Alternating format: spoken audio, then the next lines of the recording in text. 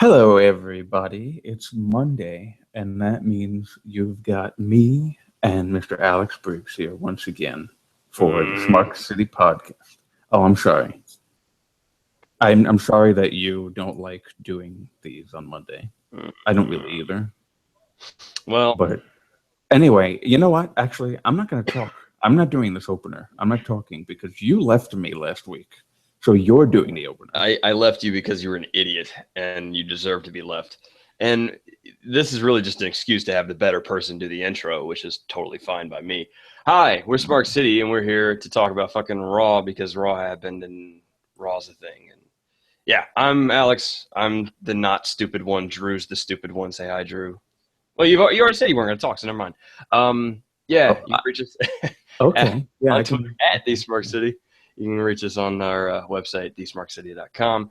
That's enough shilling. Let's talk about Raw. What do you want to talk about? What do you want to start with? Well, we just ended with Goldberg, didn't we? So let's start with Goldberg. Okay, so we can Goldberg. start with Goldberg. There was some. I was just laughing because it was so stupid. Um, but you never watched Goldberg when he was wrestling, so I want to hear your honest thoughts on it first before I start making fun of the bullshit that Raw was Well, doing. the first thing I am gonna mention is how stupid that was because not the whole thing, but like his walking out should not have been started with a crazy. I've already forgotten his name now because it's been on TV for weeks. But the guy with Darren Young, uh, just like jumping around like a idiot backstage. I thought it was kind of stupid Oh to god. like, okay, this is Goldberg coming out for the first time in 12 years, and you're gonna have this idiot jumping up and down, and then you had Wayne Brady was there at one point. Wayne Brady? I think, yeah, What? I could swear Wayne Brady was there. Oh, okay, I'm rewinding. I gotta. I'm still good on my television. I can look at that.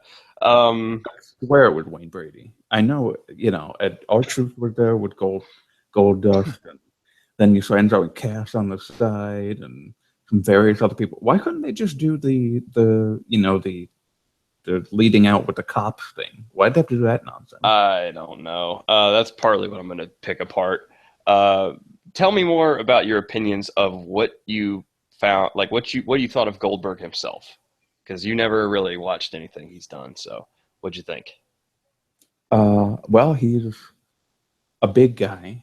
He is a big I would say guy. he's probably as big as Brock, right? Um, he's a little bit leaner, but yeah, he's the same height, essentially the same weight. Uh, yeah, I mean, Brock just is a freak, right? So like Goldberg is like the guy that's not a freak, but is still huge. Yeah.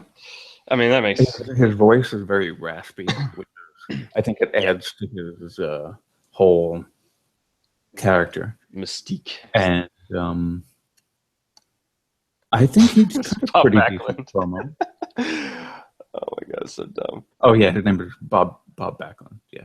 Yeah. Um, Please tell me you mistook Bob Backlund for Wayne Brady. no, of course not. All right, so a bunch of producers and bullshit. I'm looking at it now. There's Tom He's on the Phillips, right. Ed Phillips, or Timothy Bushwhacker. There's New Day. It's going to be after New There's Day, I think. Alicia Fox, Mark Henry. Oh, it's Kevin Dunn, I think. Kevin Dunn. And who the fuck is that? On the right, I on know, his, I know, I know, I know, I know. I'm getting there. I'm getting there. Uh, some dude holding up a Cesaro section sign. Cesaro is sitting. Oh, he's sitting right beside Cesaro. So that's why. There's our truth. There's Gold Dust. Uh, there's some random backstage people. Oh, I think I know who you're talking about. He's right beside Sami Zayn. I don't remember who he was beside, but I just saw this guy, and I was like, is that Wayne Brady? No, it's not Wayne Brady. I swear it looked like Wayne I, Brady. you just think all black bald men look alike, huh? Well, that's a wonderful. Yo, Enzo's hanging out in like normal street clothes and doesn't look like a fucking jagoff. That's awesome. And he's hanging He's out with trying to Neville. How could you call me racist right there? What the fuck? I didn't. You're taking it as racist. Stop being so sensitive. Oh, stop. It's not me. It's the people that Dude, are Neville's out just there that sitting there listen to these things. Neville's just sitting there like, yeah, Goldberg. No one gives a shit. Sami Zayn was amazing in that backstage. Like everything backstage where they're clapping for Goldberg and bullshit. All that was just so stupid. Sami Zayn was like, he was like sitting up and he had like a hand on a knee and is like gauging him. Like, he's like gazing at Goldberg down his nose and just kind of slowly nods his head like, yeah, man. Yeah, man, it's Goldberg. Yeah. Goldberg already has a So new funny. shirt I out. love fucking Sami Zayn. That was so great. Goldberg already has a new shirt out, and it's terrible. Oh, of course. They had it done like, before the show started, I'm sure. So his promo, I didn't think his promo was that bad. Did you notice that he's an old school? I yell, and that's my promo. Oh yeah, yelling, walking around like he's on drugs and shit. Absolutely. Oh yeah. Not even like looking at the camera. He reminds you of like a skittish bull. Like, don't look at him, or he's gonna charge you. Right. Just, like if there was around, can't stop. If there was some red around, he would have just like ran to it. And I thought he did pretty well. I did think he did pretty well. He cursed right when he got into the ring, and I thought it was kind of funny because he cursed like 4 times. They just looked well, but this was a curse where they had to bleep. Yeah. I think it was because he forgot how hot the fireworks are. Oh, really? That would be my guess because he was sweating like a friggin' pig. No, he's always been like that. He's a very sweaty guy. And red. He sweats all the time. Yeah. Basically, he would sweat if he walked to the kitchen. That's why he had a fucking towel with him. Yeah. Let me get my thoughts on the whole segment real quick. Goldberg has always been one of those guys that, like, he's not a good wrestler or not the greatest wrestler. He's just fun, right? Like, he's just fun, and it's different when he's hurting people, which he's done in the past, which is bad. But if it's just, like, come on, man, he's against Lesnar. Lesnar can handle it. So, like, that's all good. It's gonna be fun. It's gonna be silly. It's gonna be stupid. It's gonna be great. What's so stupid to me is Michael Cole out there like, I'll tell you what happened 2 weeks ago, and then 1 week ago, and now Goldberg. Shut up, Cole. No one gives a shit about you. First off, Cole looks anemic, and I loved how he looked constipated when he said Goldberg and wasn't looking in the camera. So, like, I don't need Michael Cole anywhere near the fucking ring, right? I don't need any of that shit. All you have to do is give me the magnificence of Goldberg was he came in, he hit an amazing spear, an amazing jackhammer, and fucking left. That's what was so cool about him. You had this era of people talking and being loud, and he's just like, 2 moves, sparkly shit. Fuck you, I'm out of here. And it was cool. It was kind of a similar thing to Sting. Sting wouldn't talk, and he had a fucking baseball bat, and he came from the fucking rafters. It was awesome. Same thing with Goldberg. Like the promo package, or not the promo package, but like the highlight package, you didn't need this all throughout the show thing. Or you could do it, and like I didn't think any of the promos throughout the show were bad. I thought that was fine. Well, that was because they have to teach the little children who the thing is. Oh yeah, no, like I have no problem with that. What I'm trying to get at is I would have done it in a way of like where it's just quick. Like you show the streak. That's what he's known for, is the streak of 100 and something wins before losing to fucking Kevin Nash with a cattle prod or whatever the fuck happened. But that was what was so cool, right? Was that he had this amazing streak. Like it was part of every show. And I feel like you could have captured that instead. And that would have been cooler. And then you don't have to do the introducing by Cole or any of that bullshit. And I don't think the walking hallway of every fucking person in the back was good either. It was stupid. Like, it's just dumb. Like, I mean, it'd be cool if you saw like 1 or 2 of the current wrestlers back there. Like, that would be kind of cool.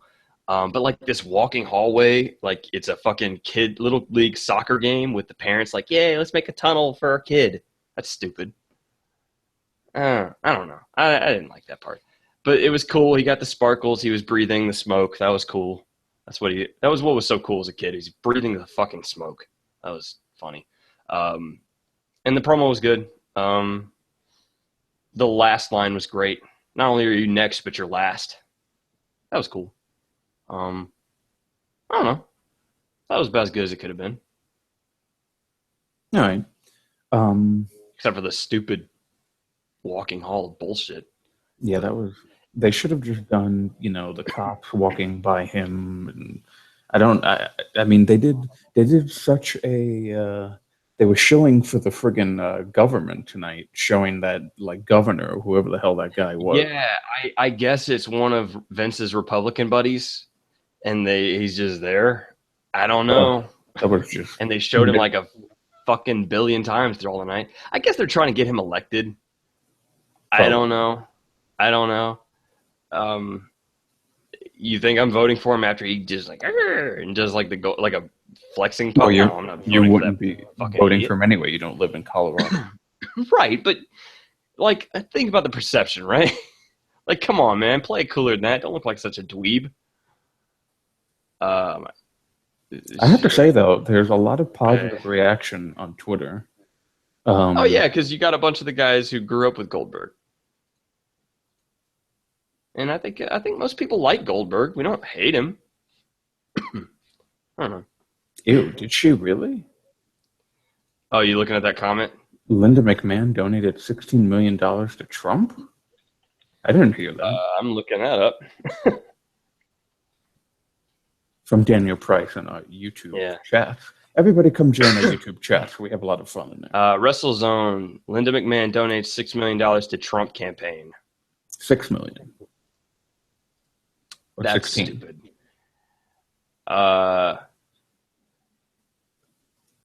Come on, man. Linda, actually, I heard you're killing me, Linda. I heard that the guy who is the founder of PayPal also donated money to Trump. I guess I'm never using PayPal again.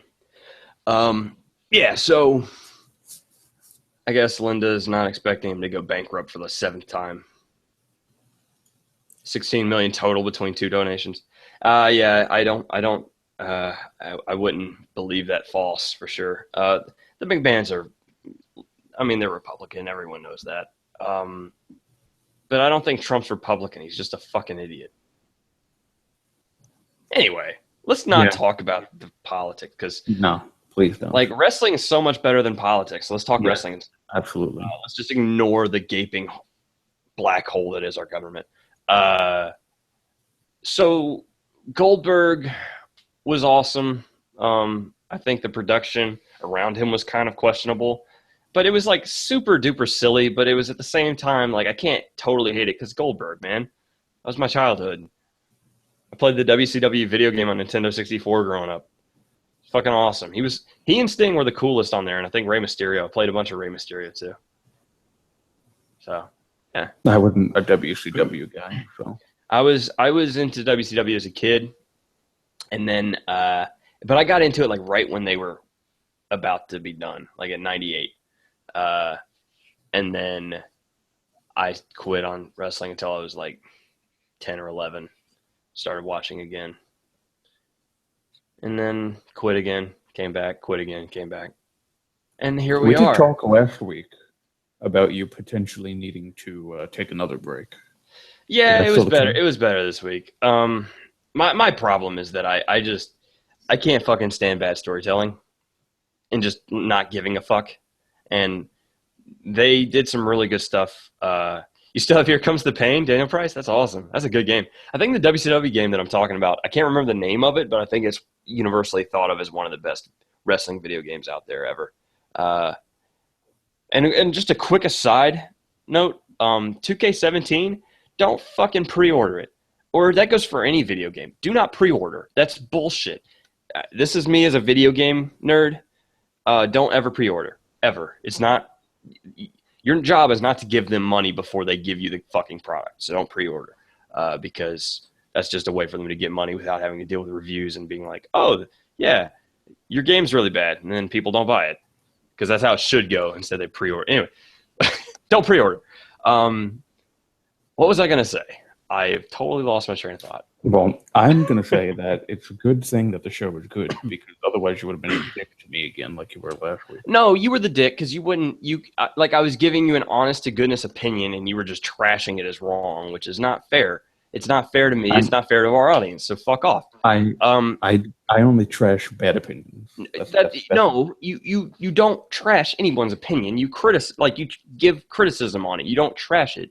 And what you did was just completely throw my opinion out the window when I'm like giving you a heartfelt opinion.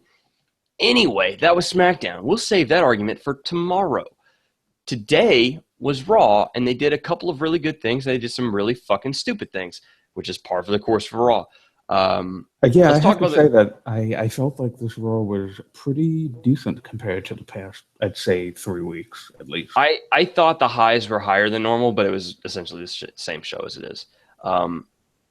The big moments that got me really hyped were the Jericho KO feud. I liked the Cruiserweight match, even though fuck WWE for not ever presenting the Cruiserweights in a meaningful way. And I really enjoyed the Braun Strowman Sami Zayn confrontation. That was amazing. Those moments really stood out to me. The rest of the show, just fuck it, throw it in the trash, dumpster fire, light it, gasoline. Goldberg excluded too. Yeah, I can't think of anything else I really enjoyed. But the good things were really good. I actually liked the Bo Neville match. Oh yeah, that's right. Bo, throw that in there too. Bo Neville was really good. I totally forgot about it because it's been a while. It's been like 3 hours. And usually I'm like, ugh, I don't give a shit about this. But I actually thought that Bo looked good in that. A lower card feud that's amazing. Yes, please. That was awesome. And I am interested in seeing what happens with him and Chris Jackson. Hell yes. We'll go into that in a little bit of depth in a minute. Let's talk about the start of the show, because I think that was the most important thing other than Goldberg, was the tension between Jericho and KO that formed throughout the series, the night. Started with Rollins calling Jericho Sparkle Crotch and was trying to get into Jericho's head and draw KO and Jericho apart, and it ended up working, or it may just have been Jericho was already. Jericho was already like smart enough to not, like, he knew what was going on with KO, and he was just like, no, that's fine. I've got no problems with it. I know what's happening. And then what happened after with KO not respecting him, that caused the tension. Anyway, point being, what'd you think of the Jericho KO thing tonight? I think that really, aside from Seth Rollins, those two are the main what's the word I'm thinking of? Main focal point of the show throughout. Well, I mean, for a couple weeks now since KO won the Universal title. I think that, and it's interesting too because if our dear buddy Finn Balor was still around, he was supposed to be in this feud in place of Seth. So I would have been, I would have been like really interested in. I don't know where that went. Is that what the rumor was, that it was supposed to be Balor versus KO? Yeah, which then would have led to a feud between KO and Jericho, which would have made it a 3-way. Yeah, I know that they happening next week. I know that they had plans for Balor Jericho at one point, and I know they didn't want Triple H this early. They had to bring Triple H in early to fuck with Seth Rollins when Balor got hurt. And I think the plan was like they were going to introduce that feud and lead it up to WrestleMania. So now you have Triple H mysteriously gone again, and the reason why is because they're waiting to really get that feud started. My big I'm sure he's going to show up at Hell in a Cell. Maybe, but you notice he's disappeared for like 4 weeks, and they're taking their time with it. And I guarantee if he shows up again, they'll still take their time with it, and he won't be there the night after. What I really love about this Jericho KO feud is, it's not even a feud yet, but it's starting to get there, is KO is clearly doing what's in his own best interest, right? But Jericho's like, no, I totally get that, and I'm fine with it, because you're the champion. I was the 6-time champion. I know how this goes. It's cool because we're still friends regardless, even if you're going to ditch me at certain parts, because I get it. I understand. And what Jericho is angry with is that Owens didn't respect a direct wish of his. That's what he's pissed at, right? And I think the bigger thing here, and the more intriguing thing, and this is another thing that I really liked about this show tonight, you had one segment with Stephanie and Mick Foley right at the end. And my God, Stephanie McMahon is playing Mick Foley like a fucking like a violin. It's just classical music coming off that fucking thing. Because I really can't stand it. What? You can't understand it? No, I can't stand it. Oh, you can't stand it? You don't like Stephanie? Yeah, you're not supposed to like Stephanie because she's clearly in line with Triple H. She's pandering to him, and she's like, oh, I don't want to take attention away, especially when you've earned it, you know? Like, she's patting him on the head, and, like, he's preening for her. And then she's like, man, if only we could do that one match we were going to do at Hell in a Cell. And he's like, I've got a great idea. We can still totally do it. And she's like, oh, you're so smart, Mick. Like, she's pulling the strings. She's in command here. But it's in a dumb way, and I just it's I don't think it's dumb. I don't think it's dumb. I think it's very well in line with the rest of what we know about Mick Foley so far as the GM. He's totally incompetent. Like, terrible. He hasn't given Braun Strowman a challenge yet, even though Strowman's demanded it. He's made bad and questionable decisions. He's made questionable decisions in regards to, like, the health of wrestlers with putting so many people in Hell in a Cell matches. Like, there's a lot of stuff he's done that's bad. The Cesaro Sheamus decision, that was bad. Like, it goes in line with the character. Thank you, Goldie. See, I'm not the only one that can't stand. Yeah, I mean, what I like about Steph, first of all, I'm someone who Stephanie gets really old with at times too. But there's something meta about this, like the way she's like, "Oh, I'm not here to take your attention." You totally are. That's the character, and she's winking at the crowd by saying that. The thing is that it's so overly soap opera that it's just annoying. I guess I can see that. I think this is one of the more well done things on the show right now. And I get that it may not fit the taste of everyone, but I like that there's an actual fucking story to it, and that it's got its tendrils in several storylines. You know what I'm saying? Like, part of it is going with the Strowman storyline, part of it's going with the women, part of it's going with KO, Jericho, all that. So, and then even Rollins is not happy with him. Like, none of the main eventers are happy with Foley. Well, I mean, Rollins is not a face. Let's be honest. No, but you get the point, right? Is that he's, even if he's not a face, he's directly in contention with KO, and they both hate him. So, like, he's the scapegoat for Stephanie, who's plotting her shit with Triple H behind the scenes that no one's able to see because he's not on television. So, I like it. I like it. I understand that the mileage may vary there, though. Yeah, so it's already varied for me. Like, I'm ready to move on now. I'm just waiting for Triple H to come out,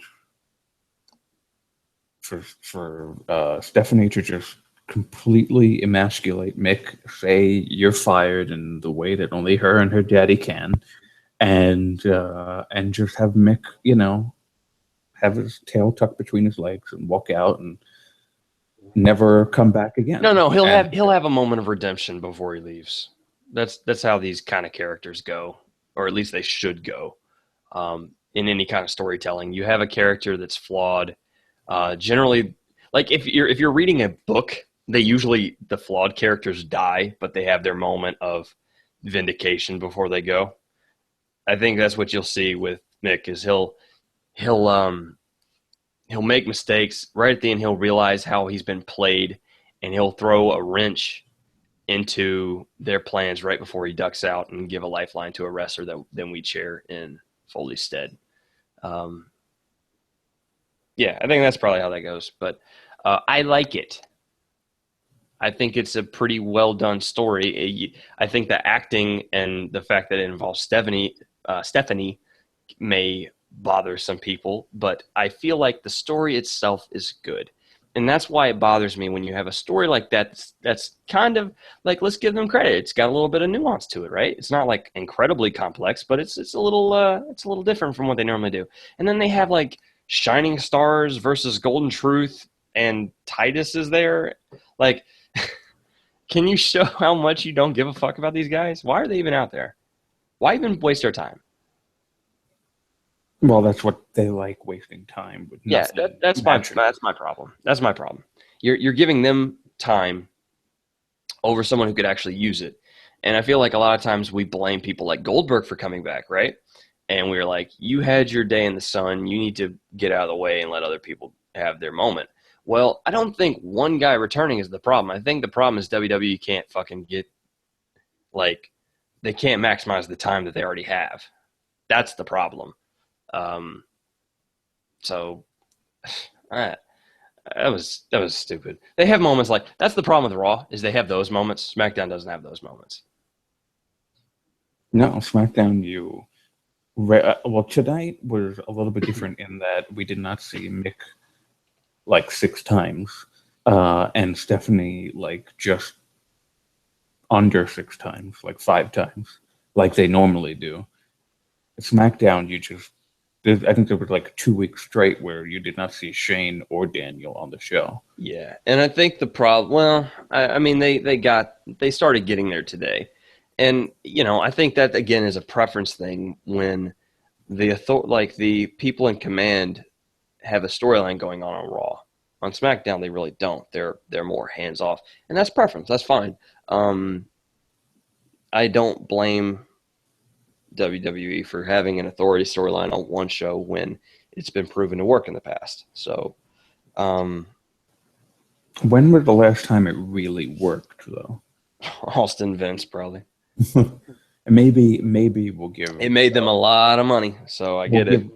We'll give recency bias to Triple H and Daniel Bryan. But Triple H, Daniel Bryan, that worked too. It worked. It was good. It was on the fly. You know what though? You know what the problem was? They did not book, and I remember this specifically because this was a big complaint of mine back in whenever that was, 2013 or whatever. Oh fuck, it really was that long ago.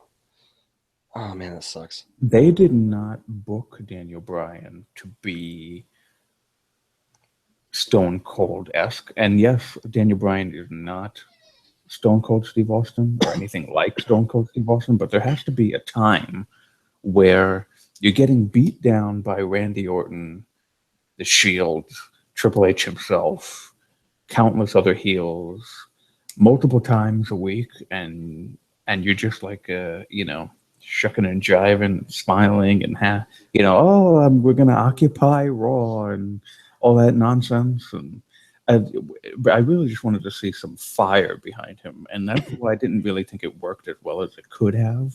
Yeah, I mean, I think the biggest problem there was like people wanted to see Daniel Bryan on top, and then they came up with some makeshift story that really wasn't that great, but it didn't spoil it because we wanted to see Daniel Bryan on top, So then the moment came, and it didn't matter. None of the build-up mattered. It was just WrestleMania was amazing, right? The only time you ever saw the real fire that Daniel could bring to it is the Raw before WrestleMania, where he just like came through the crowd and attacked Triple H all over the ring and everything. And that was pretty much the only time in the entire feud between the two that they ever had an interaction like that. Yeah, and I feel like I don't know. I don't really want to talk too much about the past, but the biggest complaint, I think, in regards to what we were talking about with like an authority angle working, was it was never meant for Daniel Bryan. Daniel Bryan's role before the crowd just totally started hijacking for him was he was supposed to lose to Bray Wyatt and then disappear. And they were going to have Batista versus whoever at WrestleMania. Batista wins. He gets his title run and all that. And people just fucking hated it because Daniel Bryan was like, they the problem was they gave the crowd a reason to believe that Daniel Bryan might be in that Royal Rumble. And when he wasn't, people were furious. And when it was so transparent who was going to win, it took everyone out of the moment, right? And then that's where they really made their mistake. And then they just had to flag a authority angle into it on the fly from there. Thanks, Punk. Yeah, thank you, CM Punk.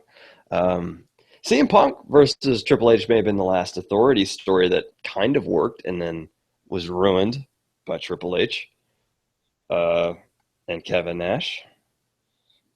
We won't speak of that, though. No, we're not going to talk about that.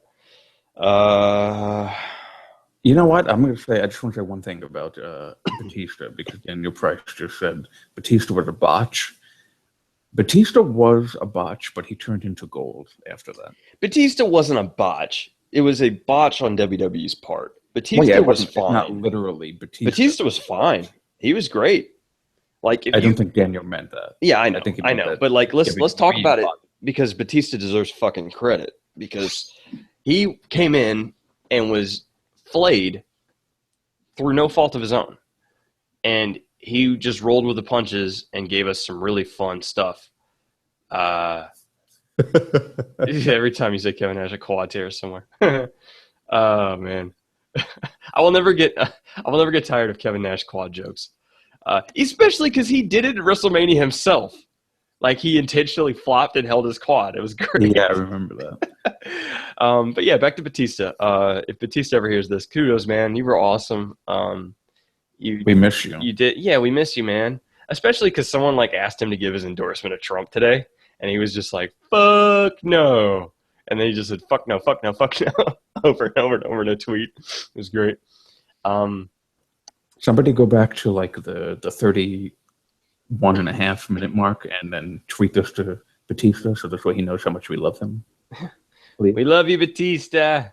Yeah, he was great. He's always been one of my favorite wrestlers. When I was watching as in middle school, Batista was one of my favorites. So yeah, he's always been a favorite of mine. So I was really happy when he came back, but I was like, oh no, they're doing it wrong. Yeah, and then they did it wrong, and then they fixed it, as they do most things. Yeah, and then they fixed it, and then it was amazing because Batista's amazing. Yeah, so all that. Point being, authority angle, take it or leave it. I think there's some nuance to it. Let's move on because we've spent way too much time on that.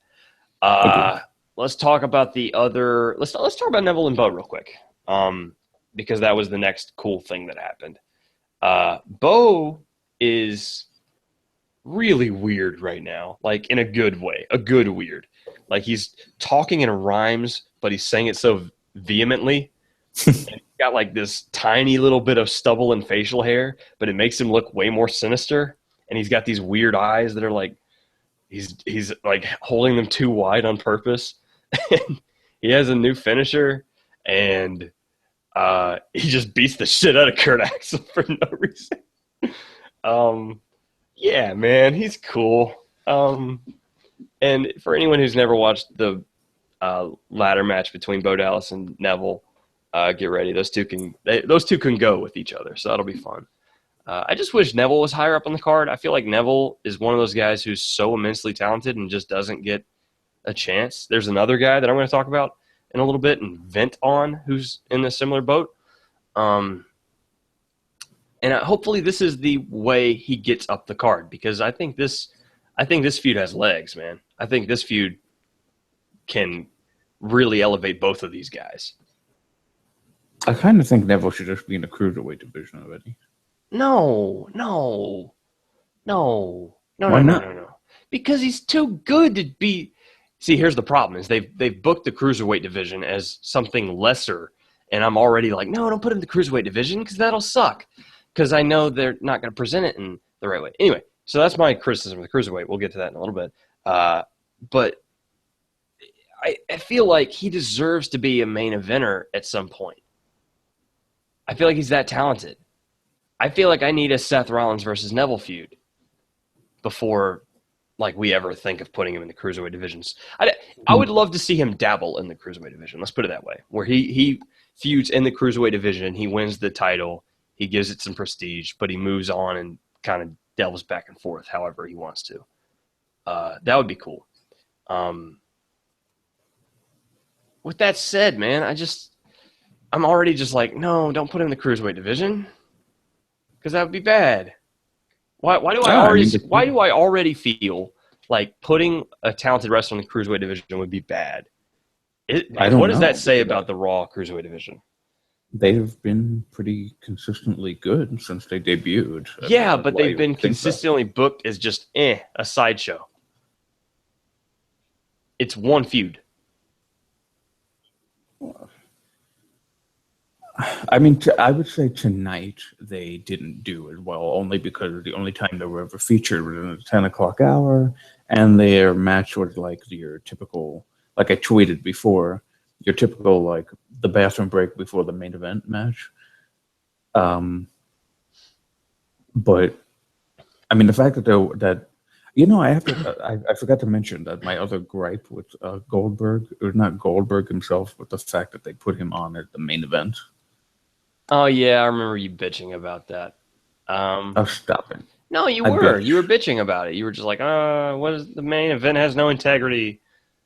Make the main event great again. That was you. You're such a dick.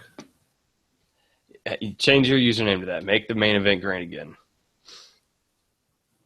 No. You're not funny. I'm hysterical. I don't know what you're talking about. Well, when you're cracking yourself up, and only you, there's a problem.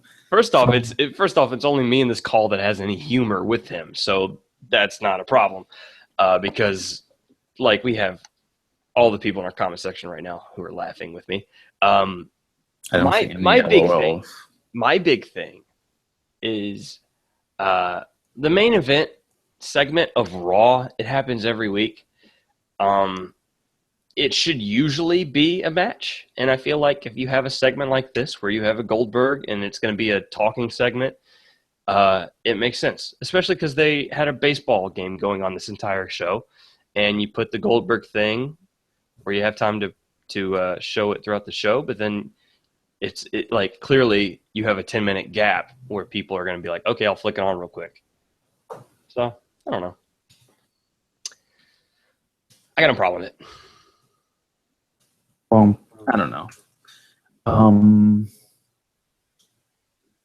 Let's talk about something else. Let's talk about what did we all right, so we got Chabot. They were pretty good tonight. What else do we want to talk about?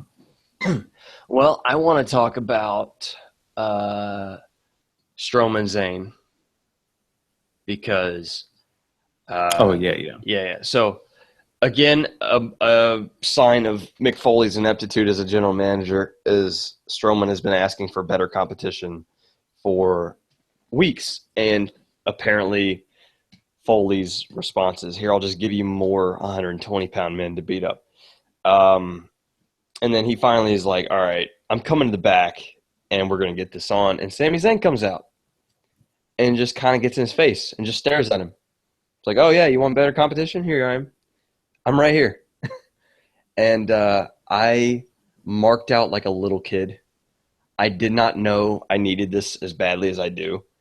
But Sami Zayn totally outmatched versus Braun Strowman is so much like NXT Sami Zayn, and I need it. I'm so happy I'm getting it. Please give push these dudes over Roman and Rusev at this point, because no one gives a shit about Roman versus Rusev. Give these two that time, because I need to see Zayn versus Strowman. That's gonna be fun. I'm gonna miss the jobber matches though. They'll probably keep doing them. Not if he's in a feud. No, they'll totally do them. I'm pretty sure they'll still do them. Because how else are you going to build to the match? But is Strowman going to start beating up like Curtis Axel? Well, no. He'll do like the classic WWE thing of interrupting Sami's matches. Then I Sammy don't will think so. interrupt his matches. Yeah, Goldie. Zayn's probably not winning, but that's a good thing because Sami Zayn didn't win ever until the end. What Zayn needs for his long-term health in WWE is he needs engaging stories. Fighting Strowman is engaging. His character is not designed to need to win all the time. That's a good thing. And it really comes down to what he said in that backstage interview where Charlie or whatever her name is came up to him and was like, what are you doing going out there to Strowman? Like, why did you call him out or why did you answer his challenge? And Sami says, because no one else will. And that's what Sami Zayn is he's a dude who's willing to step up. And, I feel like that's good. I hope this feud is amazing. And I see Daniel and Goldie are a little cynical of it, and that's okay. You're not going to bring me down yet.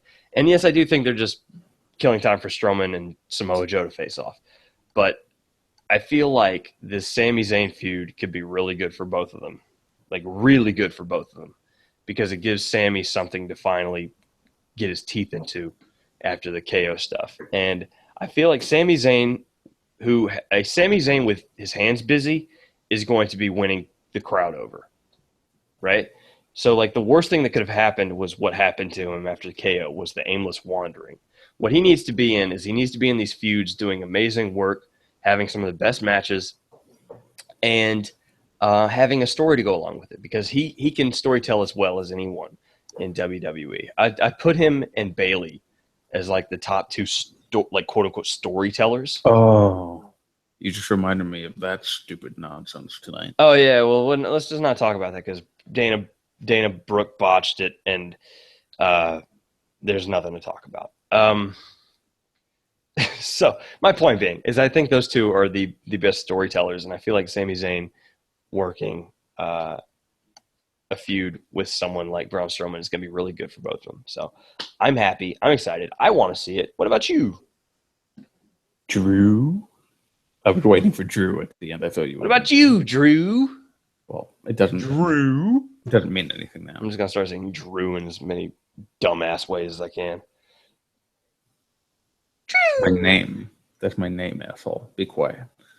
I thought it was Scott, and you just didn't want people to know. Oh, shit, I'm sorry. Oh, I'm sorry. I just outed you.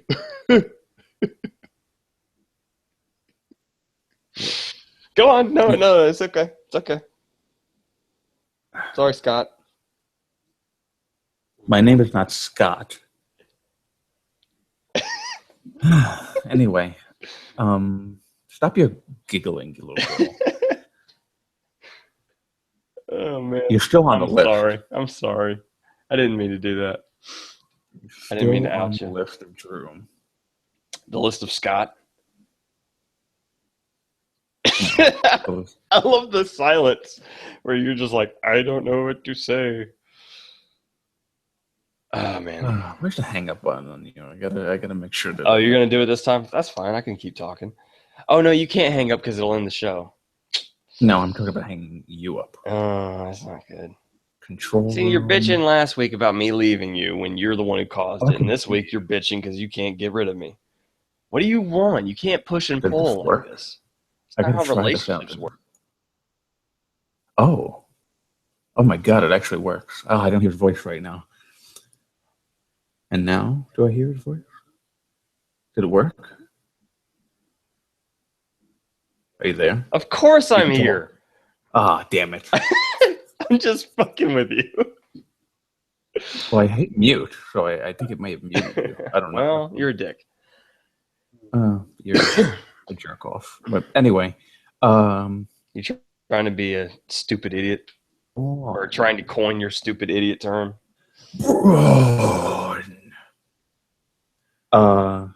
Could you have done that any worse?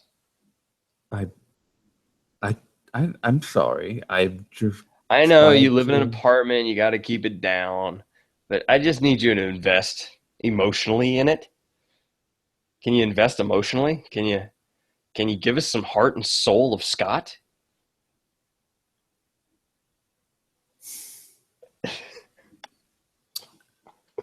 How long have we been going now? Been going 44 minutes. 44 minutes. Oh, that's... Still haven't gotten to what I want to rant on, but that's okay. Oh, go ahead, go please. You love talking. No. You give your Sami Zayn, Braun Strowman opinions first.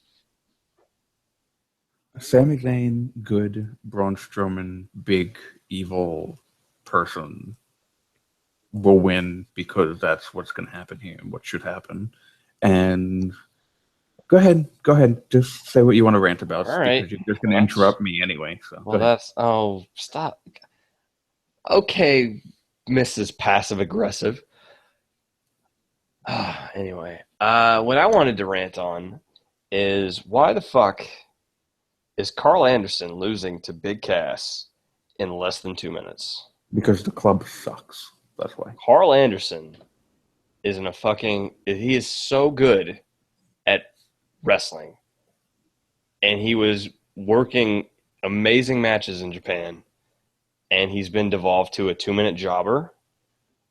And he was working in the heavyweight division. So, like, he was working with the equivalent of, like, Rusev and Roman Reigns and those types. And now he's a 2-minute jobber to fucking Big Cass?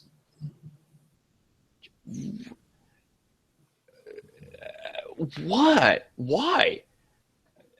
I don't understand. Like, you totally butchered the club. And I guess it was intentional because I can't imagine they did this on accident.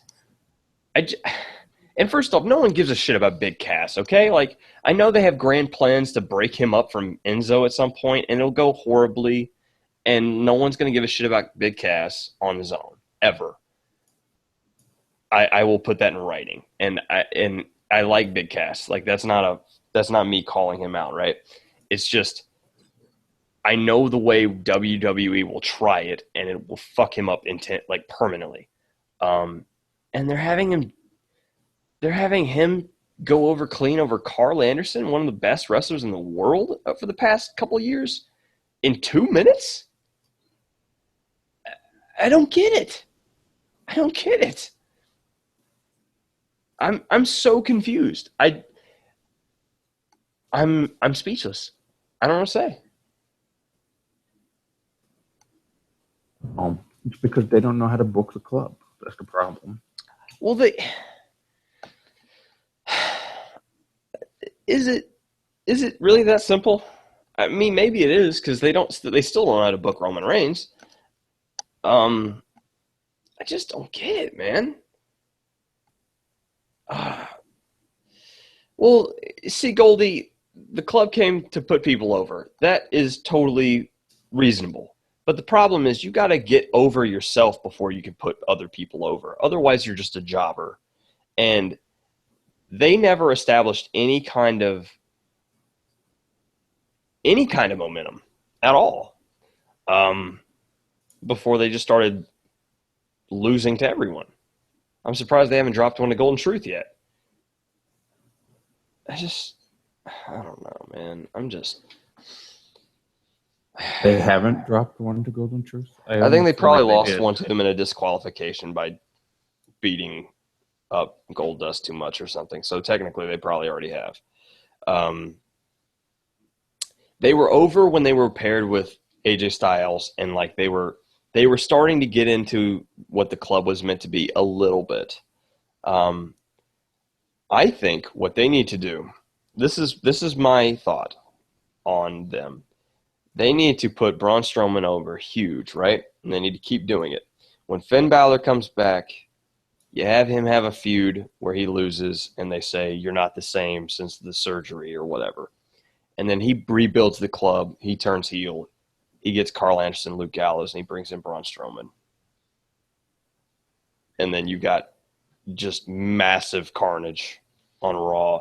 And now they're being used in a way that gets them over for a couple more years. Because at the way they're going, Carl Anderson and Luke Gallows are going to be out of WWE in a year, which is it's criminal. You know what I think the problem was? I think that WWE lost a little bit of interest when they couldn't use Bullet Club and all the Bullet Club stuff that they did right when they were bringing them in. They probably really wanted to capitalize as well as they could on the Bullet Club stuff, but because they couldn't use the name and they couldn't, make any clothing that said Bullet Club, then they just went with the half-assed The Club and kind of just said, we are not doing this as well as we would have liked to, so let's just do whatever with them. I don't know if that's it. I think they knew from day one they were going to be able to use club because of PG. I think they could have bought the rights to it if they wanted to, but I feel like the actual thing is they didn't feel it important enough to buy the rights to it. And they've never thought highly enough of these guys to do anything with them, which is criminal. I think that's more likely. But it's just, I don't get it. And I remember hearing Finn Balor in an interview where they were like, are we going to see the Bullet Club redone? And Finn was like, I'm up for it, but not right now because they need to establish themselves first. And they've fucking butchered any chance of them establishing themselves without Bullet Club. So I feel like either you got to bring back Balor and have Balor lead it, or you've got to put Balor and AJ in charge of it together or something. Because it's a clusterfuck of awful at the moment. And I'm just sad because Carl Anderson's one of my favorite wrestlers right now. Like, he's that fucking good. And it just makes me so sad. No, well, and I muted myself because I sneezed. Yeah, You're welcome. I can hear every time you mute. You don't need my internet germs, so it kind of distracts me sometimes. But get over yourself. Yeah, man, I don't know. I'm just sad. Yeah, you've been quite sad and depressed and annoyed the past few weeks, where I've been more happy. Yeah, well, my problem is I can't. I'm getting to the point where I can't overlook the bullshit. Like, that's bullshit. The Golden Truth versus Shining Stars segment was bullshit. The Dana Brooke fuck up was bullshit. The Goldberg intro was bullshit. Like, there's just so much bullshit you have to sift through with WWE Raw, and I don't know how much I'm willing to do that unless I get segments like the Zayn Strowman and the KO Jericho stuff. You already know we're gonna get something with Zayn Strowman next week. Yeah, so like I'm there for that, and I'm there for the KO Jericho Rollins match. But that should be interesting. Dana, Goldie asked, what did Dana screw up? Dana was supposed to, she's having that match with Bayley, right? And she, right at the end, she throws Bayley into the ring, and she was supposed to get her legs on the rope to screw Bayley out of a win. Instead, she missed the rope entirely and just cleanly pinned her, and it made Bayley look really, really fucking weak because it was like a 2-minute loss, and it's just fucking Dana Brooke, and it looked bad. Yeah, I don't know, man. I don't know. I'm sad. Maybe you need to take some happy pills and come back tomorrow refreshed. I mean, I'll probably be really critical of SmackDown too, because they've been doing some stuff I'm not exactly happy with too. So, I want to end this on a positive note on my perspective of the show. I really enjoyed most of Goldberg's stuff. I really enjoyed Strowman Zayn. I really enjoyed Neville and Bo Dallas. I really enjoyed the KO Jericho Rollins stuff. All that was great. I enjoyed the Stephanie and McFoley stuff. That was great. In total, that's probably an hour to an hour and a half of the show. So, it's okay. Grade? C+. Really? Yeah, I mean, like from it, well, here's the funny thing. Am I grading on the curve of expectations? If it's what I expect from Raw, it's like an A-. If I'm grading on like my entertainment value, it's like a C+.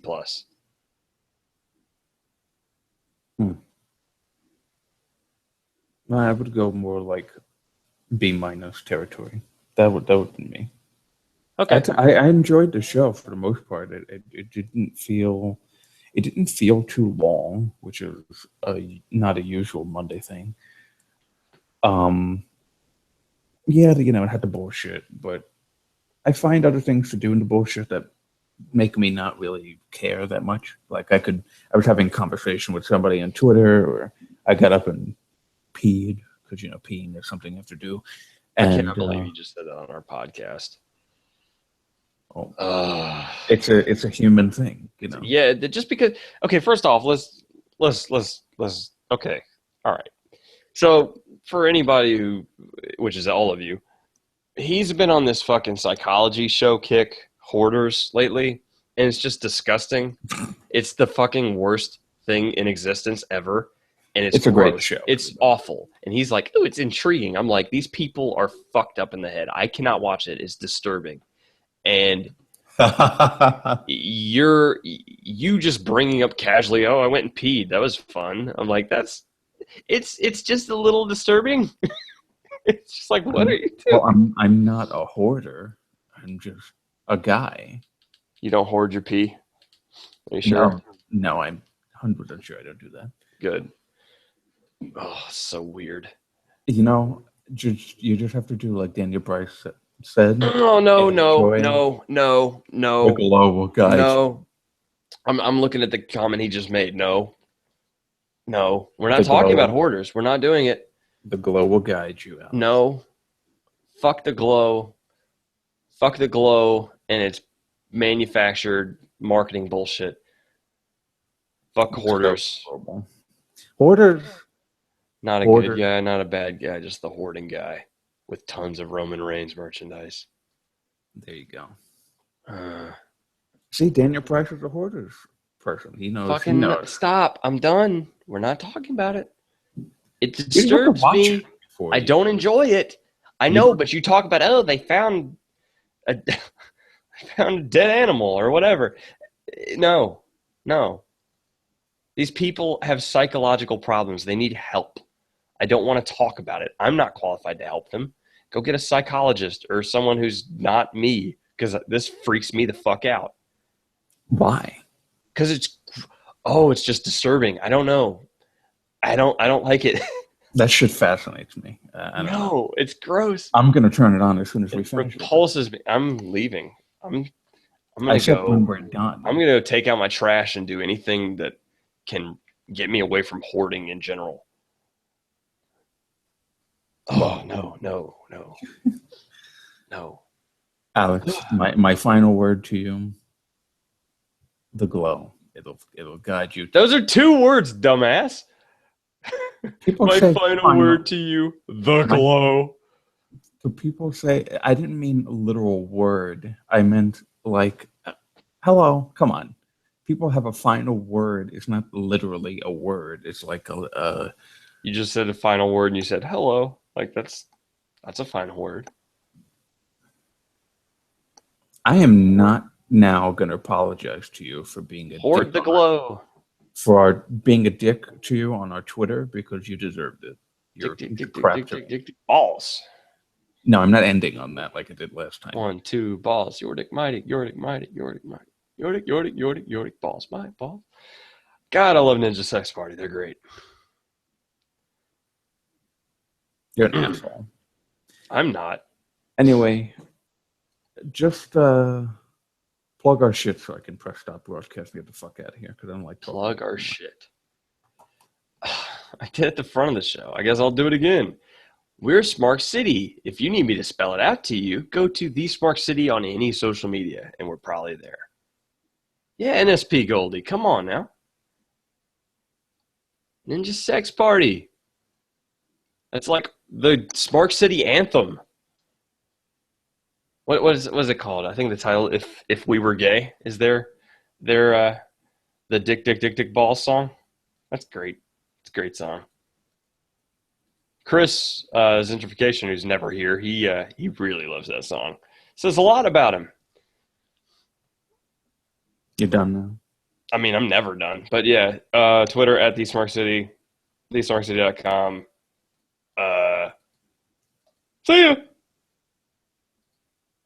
Goodbye.